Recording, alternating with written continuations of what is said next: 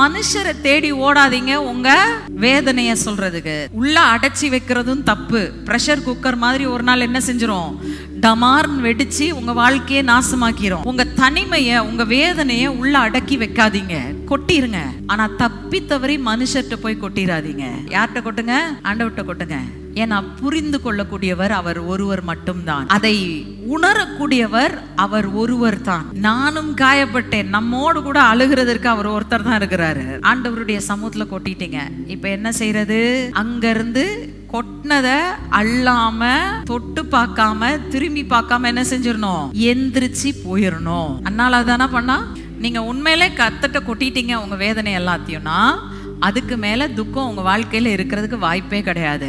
நீங்க மனுஷர்கிட்ட கொட்டினீங்கன்னா திரும்ப திரும்ப வந்துகிட்டே தான் இருக்கும். நீங்க எதை கொட்டினீங்களோ அதையே வச்சு ஒரு நாள் அவனே அடிப்பான் உங்களை, திரும்ப தாங்க முடியாம போகும். கர்த்தருக்கு முன்னாடி கொட்டுங்க. எவ்வளவு அழுணுமோ அழுங்க, தேம்பி தேம்பி அழுணுமா, ஒரு கதவை பூட்டிட்டு எங்கேயாச்சும் உட்கார்ந்து ஆண்டவர்கிட்ட அழுது கொட்டிருங்க எல்லாத்தையும். Exactly how you feel. எதையும் மறைக்க தேவையில்லைங்க ஆண்டவர்கிட்ட. என்ன கோபம் இருக்கு, என்ன காயம் இருக்கு, என்ன கண்ணீர் இருக்கு, என்ன வேதனை எனக்குள்ள இருக்கு, எல்லாத்தையும் கொட்டிருங்க. கொட்டிட்டு அங்க இருந்து திரும்பி பார்க்காம எழுந்து நடந்து போயிருங்க. ஏன்னா இது கர்த்தர் சமூகத்துல புதைச்சாச்சு. இனி தீர்வு தான் வருமே தவிர கண்ணீர் வராது. அல்லேலூயா.